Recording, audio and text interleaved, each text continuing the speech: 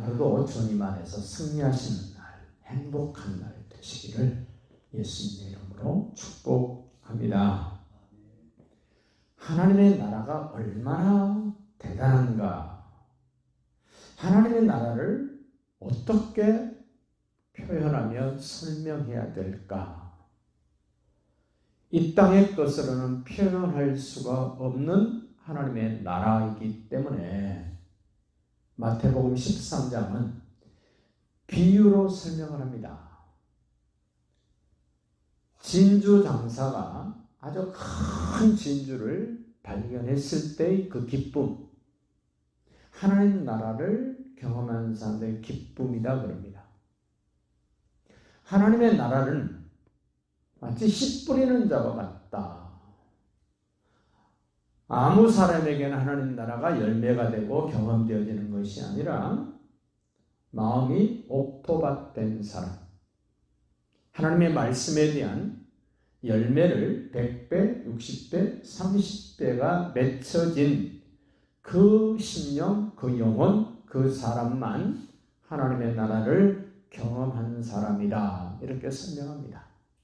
하나님의 나라는 겨자씨와 같다.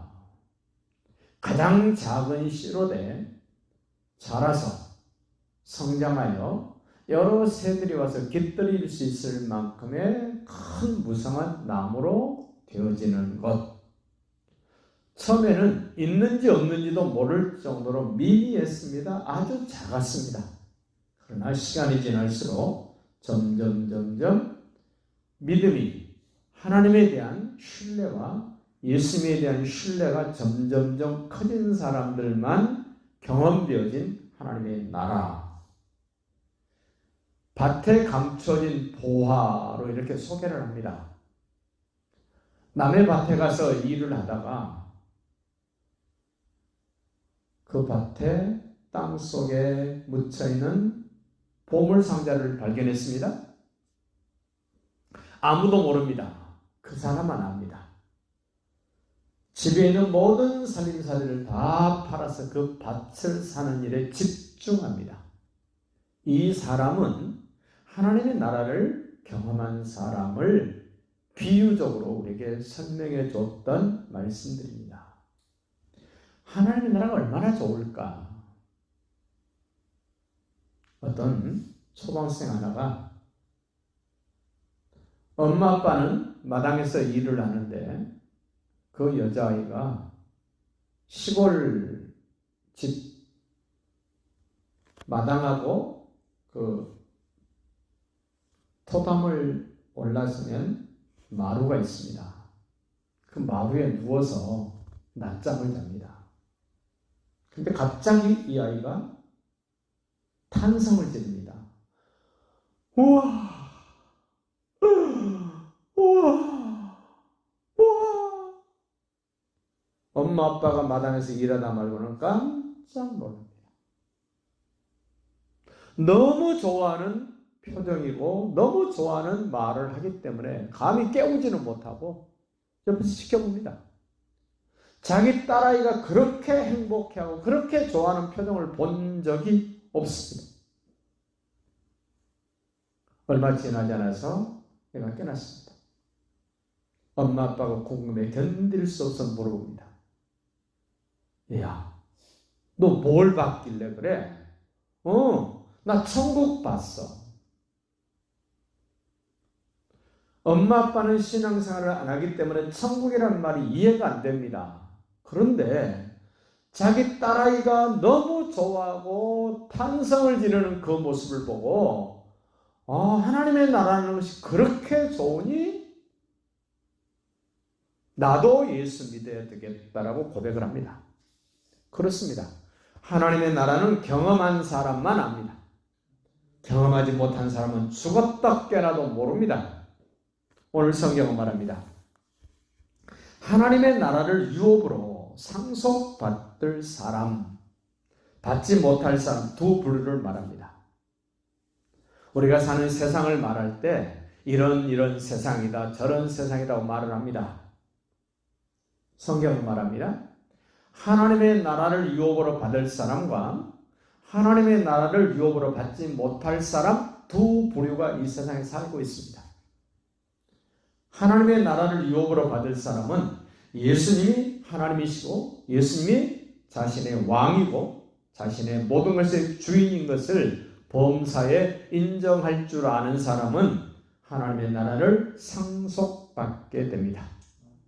그러나 그 예수가 하나님인지 자기 주인인지 왕인지 인정하지도 않고 신뢰하지도 않고 사는 사람들은 하나님의 나라를 상속받을 수 없다라고 선포를 합니다.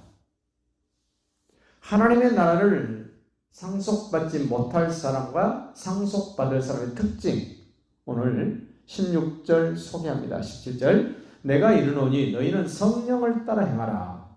그리하면 육체의 욕심을 이루지 아니하리라. 성령을 따라 사는 사람은 하나님의 나라를 유업으로 받습니다. 육체의 소욕을 따라 사는 사람은 하나님의 나라를 유업으로 받지 못합니다.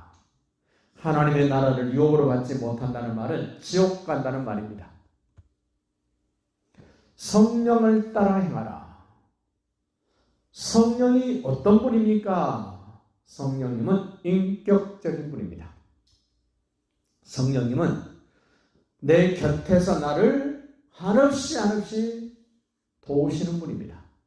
성령님은 내 마음을, 내 몸을 성전 삼고 내 안에 계시는 하나님이십니다. 그 성령님은 나를 예수 믿을 수 있도록 고백하게 만들고 느끼게 만들고 깨닫게 만들고 확신 갖게 만드시는 분이 성령 하나님이십니다. 그 성령님은 예수님이 우리에게 알려주신 말씀을 따라 진리를 따라 행할 수 있도록 우리를 이끄시고 주장하시는 분이 성령님이십니다. 성령님은 예수께서 하나님의 아들 그리스도라는 사실을 명명백백하게 내게 알게 하시고 확신 갖도록 깨달음을 주시고 적용시켜 주시는 하나님 성령님이십니다. 그 성령을 따라 행하라. 성령에 이끌리며 살아라. 성령의 감동, 감화, 감격스러움을 가지고 살아라. 그리하면 우리를 지옥으로 끌고 가는 하나님을 거역하고 대적하게 하는 육체의 욕심을 이루지 못할 것이다. 성령의 역사와 육체의 소욕은 달라도 확실하게 다릅니다. 비슷하지 않습니다. 헷갈리지 않습니다. 10절 한 번 더 말합니다. 육체의 소욕은 성령을 거스리고 거역합니다. 반대합니다. 성령은 육체를 거스리나니 하나 될 수 없습니다. 같이 갈 수 없습니다. 이 둘이 서로 대적함으로 너희가 원하는 것을 하지 못하게 하려 합니다. 성령을 따라 사는 사람은 육체의 소욕을 따라 살지 못하게 만듭니다. 육체의 소욕을 따라 사는 사람은 성령을 따라 살지 못하도록 육체의 소욕이 성령을 이겨버립니다. 육체의 소욕은 아담 이후로 타락한 모든 사람들의 본성입니다. 누구나 다 있습니다. 성령의 역사가 아니면 육체의 소욕을 감당할 수 없습니다. 이겨낼 수 없습니다. 육체의 소욕은 세상과 동고동락하기에 너무 좋습니다. 소돔과 고모라 사람 보십시오. 성경에 쾌락의 도시 데살로니가 이럽니다. 소돔과 고모라에 살았던 사람들, 세상 쾌락과 향락을 따라 살았던 사람들 얼마나 좋습니까? 낮에도 좋고 밤에도 좋고 어제도 좋고 오늘도 좋고 내일도 좋고 그 육체의 소욕을 따라 사는 사람들의 특징이 하나 있습니다. 순간적인 쾌락에 목숨을 겁니다. 찰나적인 그 느낌에 목숨을 겁니다. 육체의 소욕을 따라 사는 사람들의 특징입니다.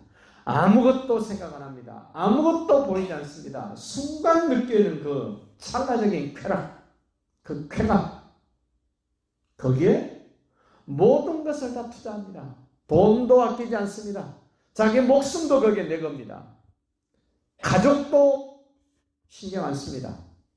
부모도 신경 안 씁니다. 그 무엇도 신경을 안 쓰고 오직 육신의 쾌락, 육신의 정욕, 이생의 자랑, 안목의 정욕, 사단마귀가 덫을 놓은 그 덫에 정확하고도 분명하게 걸려 있습니다.